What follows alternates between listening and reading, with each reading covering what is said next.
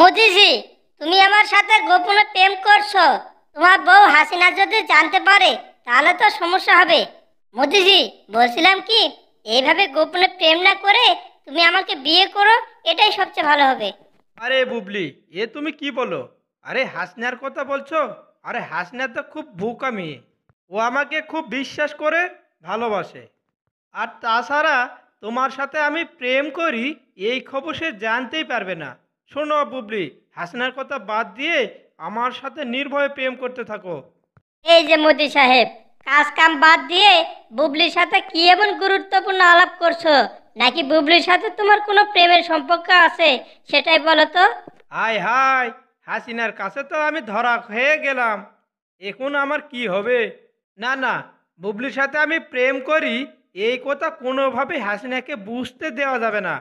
হাসিনা, তুমি যা মনে করছো আসলে আমি তেমনটি না। বিশ্বাস করো, বুবলির সাথে আমার কোনো সম্পর্ক নেই। বুবলির সাথে তোমার সম্পর্ক নেই বুঝলাম, তাহলে বুবলি তোমার সাথে কেন সেটাই বলো তো। আরে হাসিনা, সেই কথা আর বলো না। বুবলির বিয়ে শাদী হচ্ছে না, তাই সে আমাকে বিয়ের জন্য একটা পাত্রের ব্যবস্থা করতে বলছে। বিশ্বাস করো, তাছাড়া বুবলির সাথে আমার কোনো সম্পর্ক নেই। ও আচ্ছা, এই ঘটনা তাহলে। ঠিক আছে মোদি সাহেব, তোমার কথা আমি বিশ্বাস করলাম, কিন্তু এরপরে কোনোদিনও যেন না শুনি বুবলির সাথে তোমার গোপন সম্পর্ক ছিল।